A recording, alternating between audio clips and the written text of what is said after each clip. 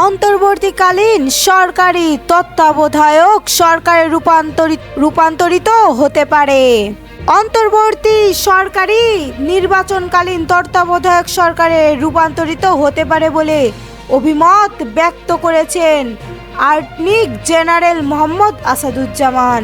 সাংবাদিকদের এক প্রশ্নের জবাবে রাষ্ট্রের প্রধান আইন কর্মকর্তা বলেন, এই সরকারি তত্ত্বাবধায়ক সরকারের রিনেডম হতে পারে, যেমন জেলা ও দায়রা জজ একই ব্যক্তি যখন সিভিল মামলা করেন তখন তাকে বলা হয় জেলা জজ, আবার ওই একজনই ব্যক্তি যখন ক্রিমিনাল মামলা পরিচালনা করেন তখন তিনি দায়দার জজ।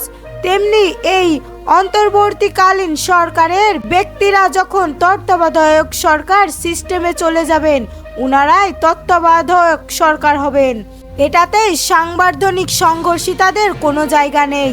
সাংবাদিকদের আরেক প্রশ্নের জবাবে অ্যাটর্নি জেনারেল বলেন, আপিল বিভাগের যে রিভিউ পেন্ডিং আছে তা বাইপাস করেই হাইকোর্টের এই রায়ের প্রেক্ষিতে তত্ত্বাবধায়ক সরকার ফিরে যাওয়ার সম্ভাবনা আছে। কেন আছে? কারণ তত্ত্বাবধায়কের ত্রয়োদশ সংশোধনীতে দুটি পার্টি, এক হচ্ছে তত্ত্বাবধায়ক সরকার বৈধ নাকি অবৈধ।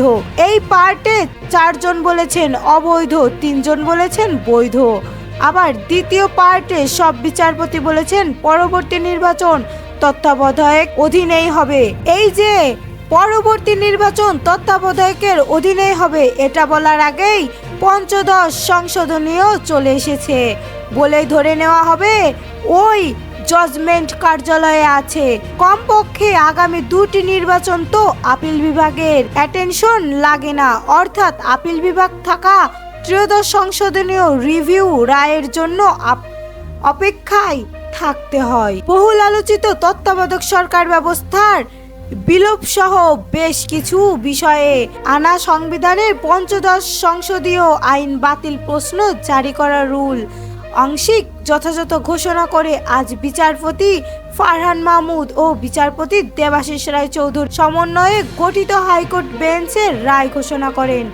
রায়ে নির্দলীয় তত্ত্বাবধায়ক সরকার ব্যবস্থা বিলুপ্তি সংক্রান্ত সংবিধানের পঞ্চদশ সংশোধনীয় আইনে 20 ও 21 ধারা সংবিধানের সঙ্গে সংঘর্ষিত ও বাতিল ঘোষণা করা হয়েছে।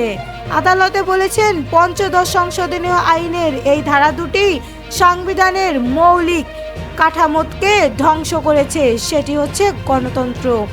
এছাড়া পঞ্চদশ সংশোধনীয় আইনের মাধ্যমে সংবিধানে যুক্ত 7 ক, 7 খ, 48 এর 2 অনুচ্ছেদে সংবিধানের সঙ্গে সাংঘর্ষিক ও বাতিল ঘোষণা করেছেন হাইকোর্ট। মোদির বক্তব্যের প্রতিক্রিয়া জানাবে বাংলাদেশ বললেন পররাষ্ট্র উপদেষ্টা। পররাষ্ট্র উপদেষ্টা বলেন, স্বাধীনতা দিবস নিয়ে নরেন্দ্র মোদির বক্তব্যের প্রতিক্রিয়া ভারতকে জানানো হবে। তবে মোদির বক্তব্য নিয়ে আইন উপদেষ্টা যে মন্তব্য করেছে সেটি তার ব্যক্তিগত মতামত। এই সময়ে এক প্রশ্নের জবাবে পররাষ্ট্র উপদেষ্টা বলেন, রোহিঙ্গা সমস্যার শান্তিপূর্ণ সমাধান সচেষ্টা বাংলাদেশ। আগামীকাল বুধবার মায়ানমার ইস্যুতে আলোচনা করতে থাইল্যান্ড যাচ্ছি।